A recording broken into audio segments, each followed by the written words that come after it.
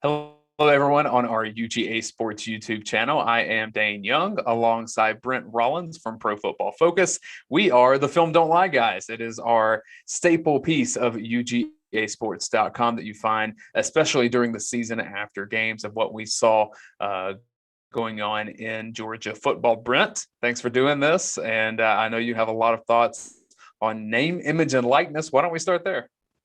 Yeah, it's one of those things where I've randomly tweeted some thoughts, but we haven't really got a chance. I know you guys talked with Coach Donnan when he came back about that, and he had some comments about it. But it's just it's one of those things where for me, the very first thing that always pops into my head was when my kids were younger and they saw a number 8 jersey. They knew that was AJ Green's jersey. Like they associated number 8 Georgia jersey with AJ Green, or recently number 11 Jake Fromm, Aaron Murray, all that. So that was always one where for me, I'm just glad that the players are now able to profit from that, because everybody in the brother knew who that was. Number 3 Gurley, like you knew those things. So it's a good moment now for me from a player's perspective that they can earn that extra stuff on the side, because it was always theirs to me. Yeah, and from the player side of it, I just see this as kind of insurance in multiple ways of like they learn entrepreneurship, and so it's going to connect them to their hometowns. Like I saw the one with Amarius Mims where he's working with a law firm down in Middle Georgia in 478 territory where I'm from.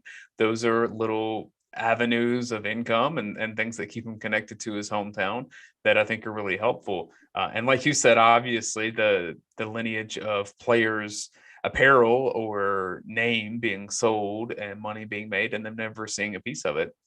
The thing that I kind of like is there's going to be some players that normally would have gone to the pros because of lack of financing in college or at least appropriate financing if we want to go that route. Maybe they stay in college a little longer because the rules are such that they can provide for their family and then maximize the college experience. Coach Donnan sent us a thing the other day. I think it came from the National Football Foundation of just how difficult it is to get to an NFL training camp and make a roster and then make money there.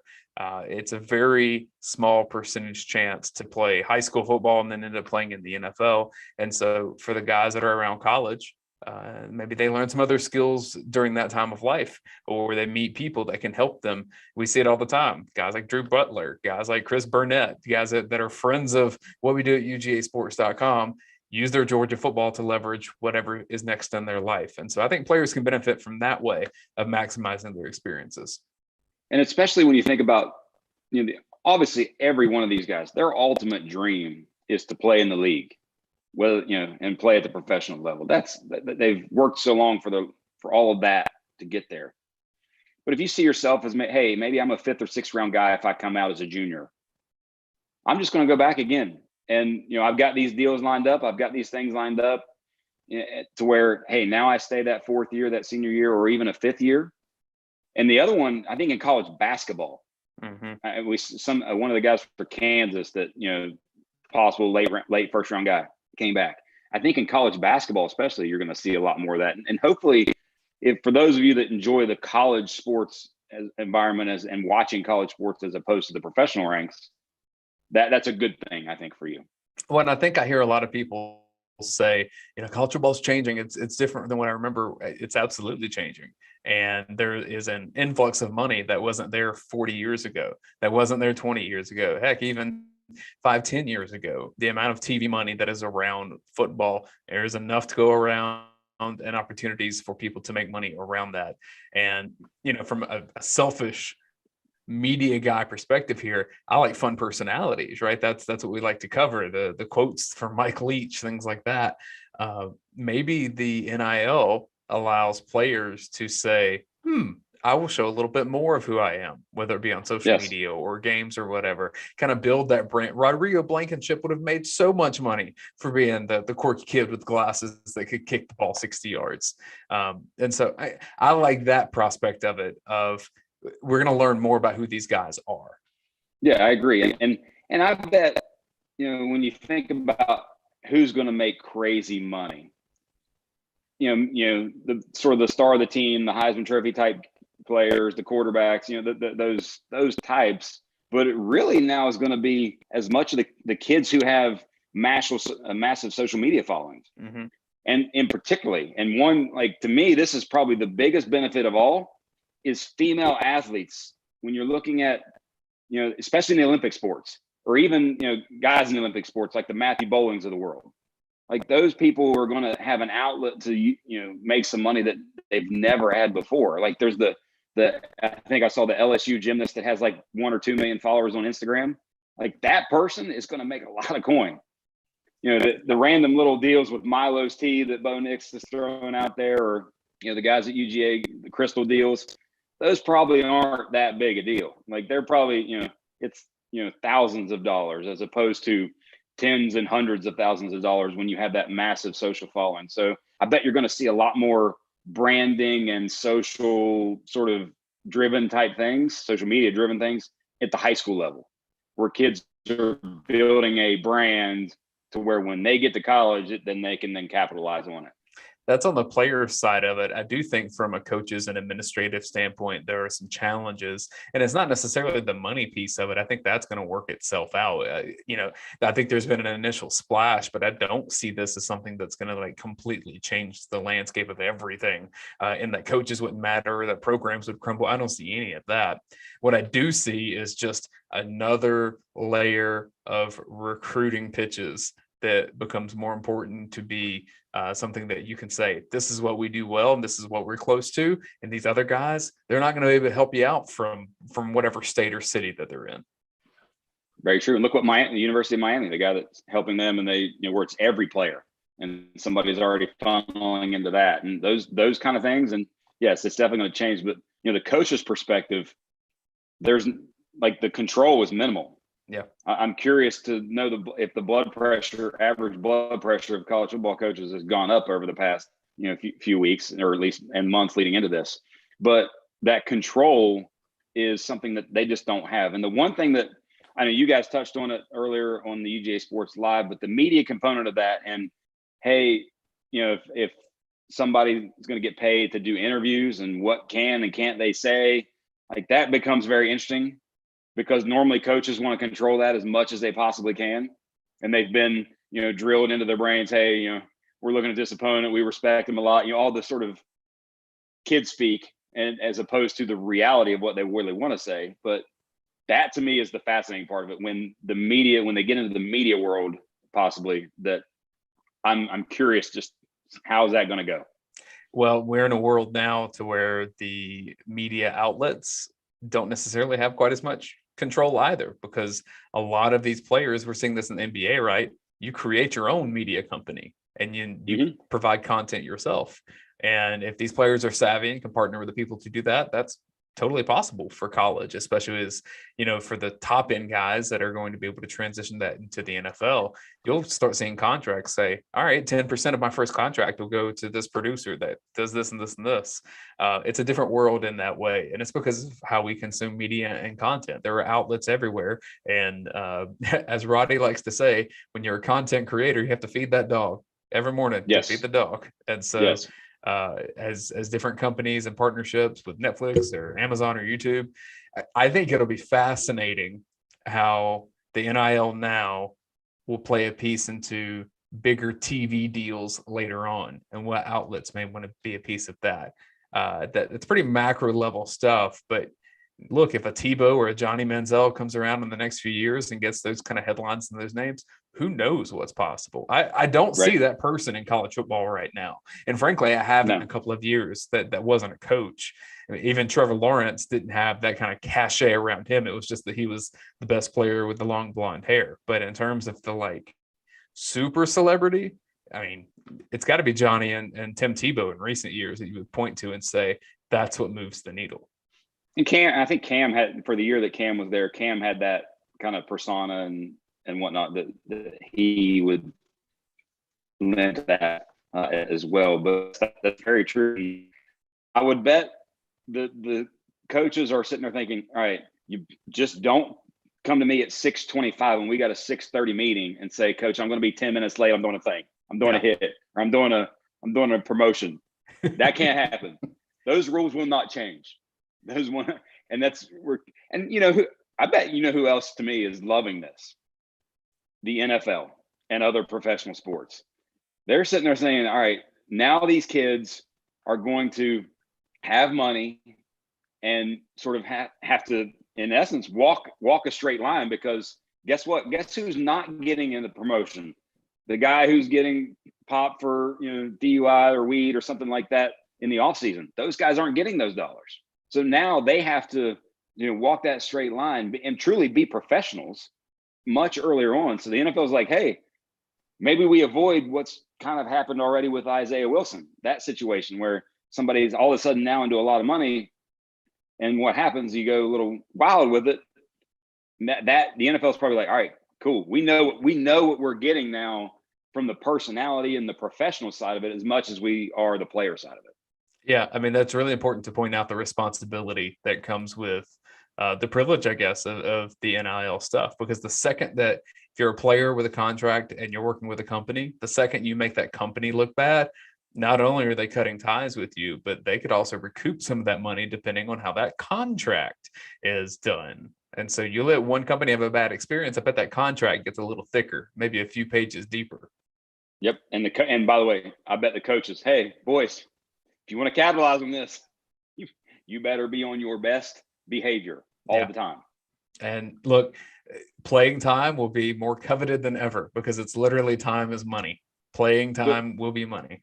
And that's the recruiting side of this is maybe the most interesting, because is there a sort of redistribution at the 4 and 5 star level where the 5-star is in Houston instead of going to play for Texas or Oklahoma or somebody like that? Now, granted, they can make money there obviously too, but maybe they decide to stay in their hometown, or somebody like Central Florida or South Florida that have massive alumni bases starts funneling money into these things and doing things. And those guys it becomes a decision where, hey, I can go here and be that sort of super duper star from a financial and media perspective, in addition to probably the early PT. That to me is another realm that it'll be. I think the programs that traditionally, recruit are going to be their occasional, at least from a 5-star realm, a little bit of a redistribution for that. I think the recruiting combined with the transfer portal in that way, that like, I'm not playing as much as I want to here, but maybe if I go back home, or maybe if I go to the spot where the depth chart is a little bit different, maybe I can, it may not be a ton of money if it's a smaller place with a smaller fan base, but yeah, I think it could be a lifeline for some of those, Sunbelt programs that especially after the pandemic, are having to recoup some cash that was lost. So I think it's a really good point. I want to shift the conversation to the series that you and I are doing over at UGAsports.com. And I'm sharing the wrong screen here. Stand by on that. I thought I had the right one here. That was our YouTube page, to make sure that nothing squirrely is going on here. So this is our highest graded player. Let's see. There we go. All right, here we go here. So you're seeing your post on the dog vent at UGAsports.com, where we're keeping track of Georgia's highest graded players according to Pro Football Focus. But we should say that this has some parameters around it, correct? Yeah, and we set a cutoff at, they played 10 games last year, about 10 snaps a game, so 100 snaps, somewhat random, yes, but that, if you're playing at least those level of snaps per game or overall, you're should be there. So there's that just missed the top link there. We had 5 players that would have qualified, but just missed from a snap thing. Latavius Brittany, Channing Tindall, Broderick Jones, Dejan Edwards, and Kendall Milton, where they didn't quite play 100 snaps. And I think all 5 of those will very much eclipse that mark this season. And especially to me, Kendall Milton, I think if he stayed, and if he would have stayed healthy last year, he would have eclipsed that mark a year ago. But him is one, and Broderick Jones to me is another. That those 2 guys are going to take a big leap in terms of playing time. Brittany is going to play. He's going to play a lot because of the depth lack of depth, experience depth that they have in the secondary. So those guys just missed the list. But basically, we have minimum 100 snaps and then grade of 70 or better, which we look at as at least an above average starter. You gave some good quick hitters on these guys. I'm going to add some stuff quickly, and then we'll get back to the list as it began. Latavius Brittany, really good game in the Peach Bowl against Cincinnati. Georgia needed him. So if he can capitalize on that and build off of that, the opportunity is there for playing time. A little bit tougher with some of the offseason additions. Channing Tindall's been great on special teams for years. It does not seem like he has been at Georgia as long as he has senior season now. It happened quickly. A good depth piece for Georgia in the middle, especially if any injuries were to happen. He's proven that he can play in the SEC. Broderick Jones. Now you have no Monty Rice. So there's playing time that's available. Broderick Jones, we all think that he is a potential superstar in the making, SEC starter at tackle, future former NFL tackle. And then Dajan Edwards, I would say this unequivocally. There is not a better fifth running back in the country. No.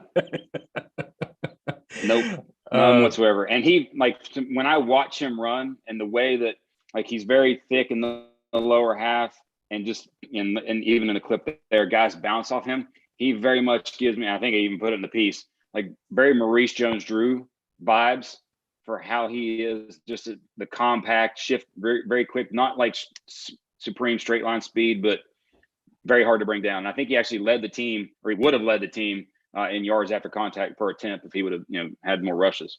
When you hear scouts say they run low to the ground, that's what it looks like.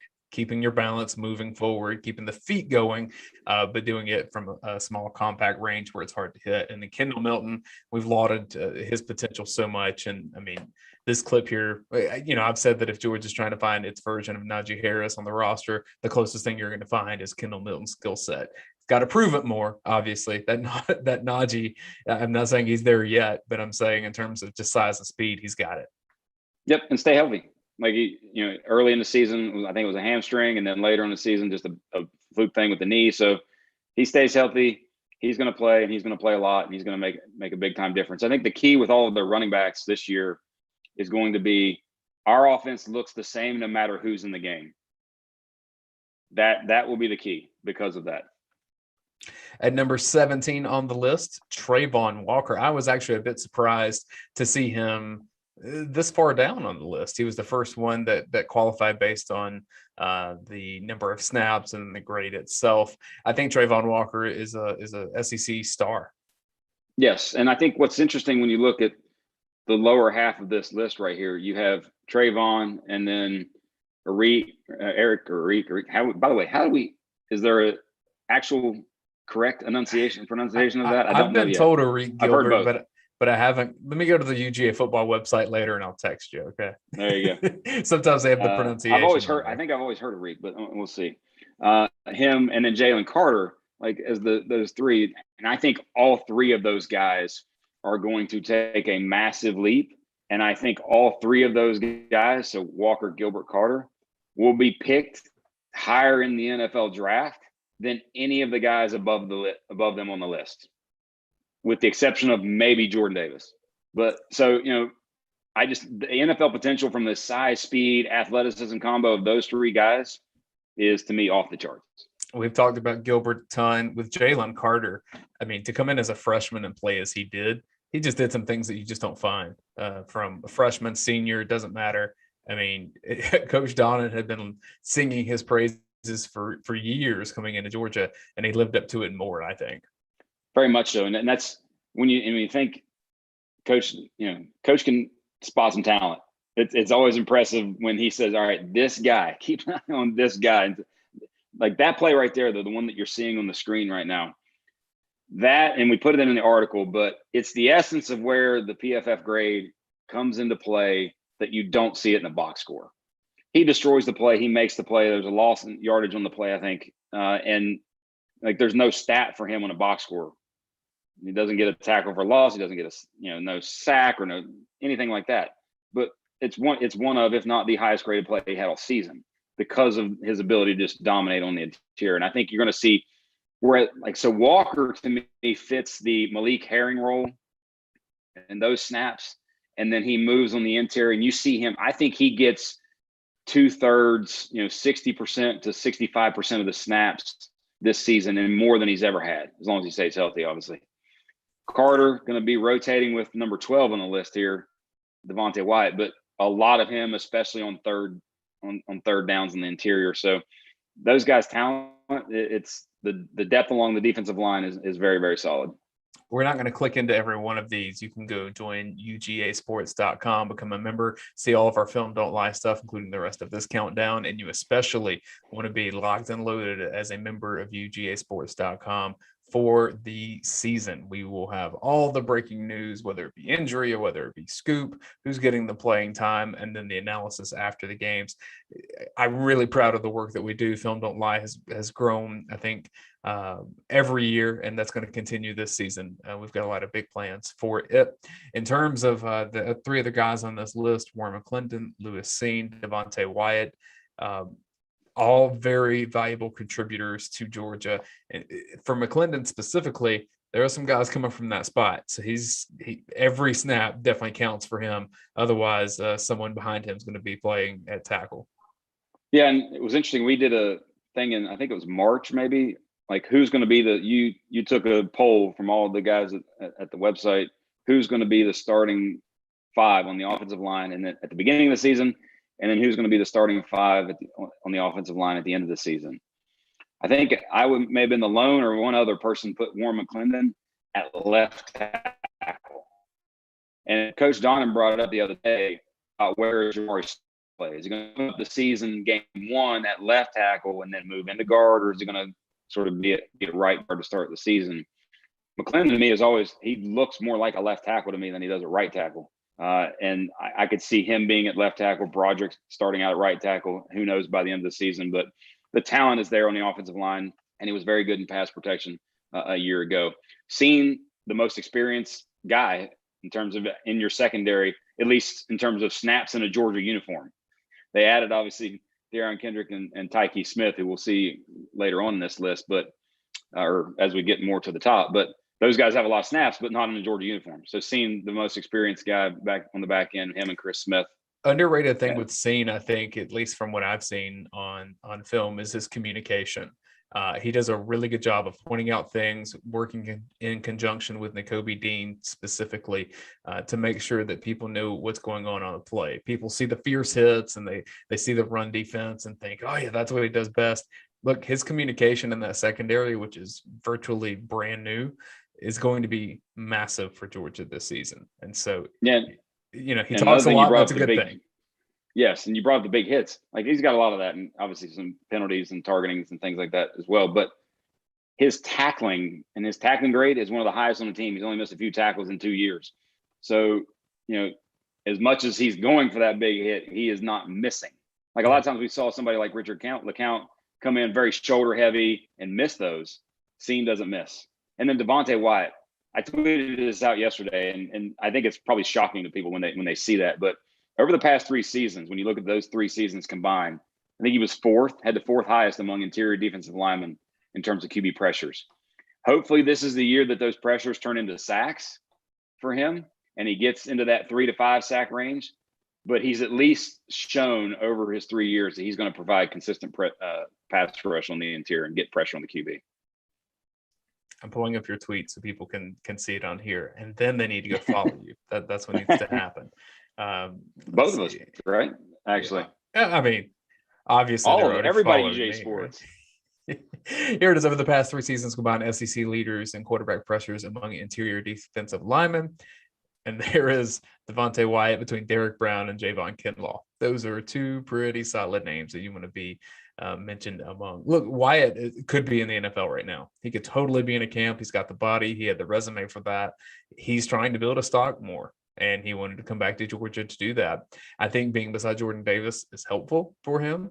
And as you said, with Malik Herring moving on, there's some opportunities for a little bit of playing time in some different roles. And I don't know if necessarily Wyatt's the guy to slide out. Like you said, Trayvon Walker probably does a bit more of that.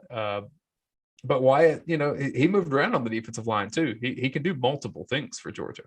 Yes, and if those pressures, and if he keeps that pressure rate, like not this past season, but the previous season, 2019, he had like 36 pressures.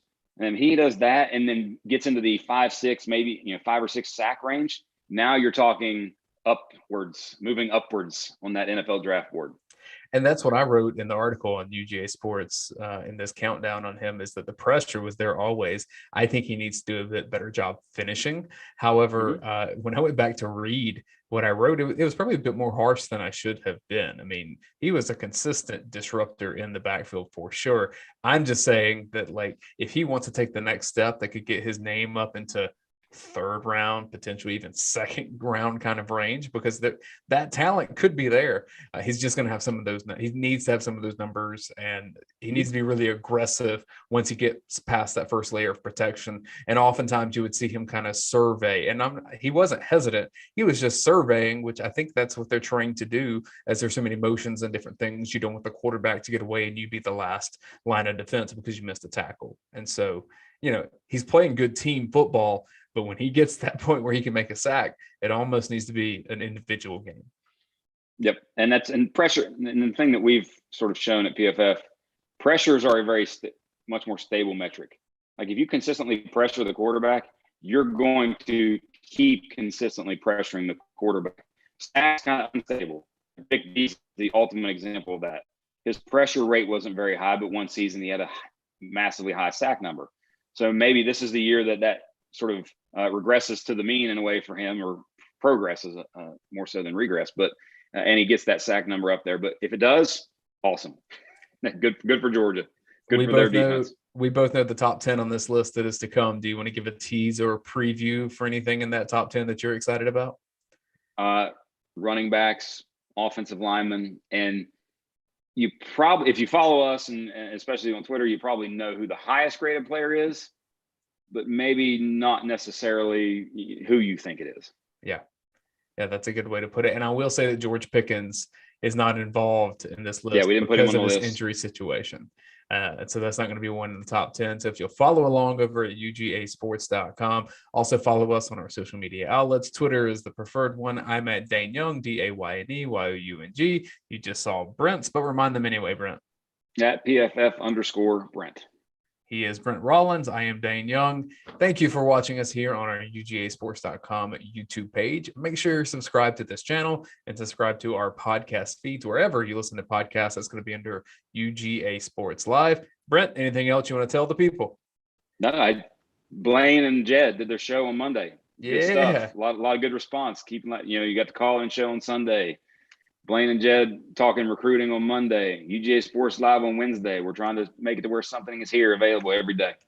And it sounds like we may have our Around the League back. You texted me this morning that everything looks right and the schedule's involved in that. So we'll have some SEC talk coming up later on in the spring as well. SEC Media Days next week. So, hey, it's here. The season is ramping up, and we could not be more excited here at UGAsports.com. I'm going to navigate to my tab that I need to end this stream. Thanks for watching. Oh, we do have a question that I did miss in here. Jeff P47 asked, will you guys be broadcasting from SEC Media Days in Hoover? We will have a presence there, but I don't know that we'll have live broadcasts. We'll do some of that back from Georgia. I will tell you that some of the COVID restrictions make it where full teams of some outlets can't make it a friend of mine was only granted 1 day of access because they're trying to divide. So there's going to be a lot of that's done remotely still. And this is hopefully the last year of it being done that kind of way. All to say, we'll be listening and breaking down everything that we hear and what strikes our notion. I love SEC Media Days. I like it being at the Winfrey Hotel in Hoover. I like it to be a big spectacle. I like it to kick off the season. All right, cool. Now I can wrap this up because I'm at the screen that I need to be. Brent, thank you for doing this, and make sure you're subscribed to this channel. See you guys later.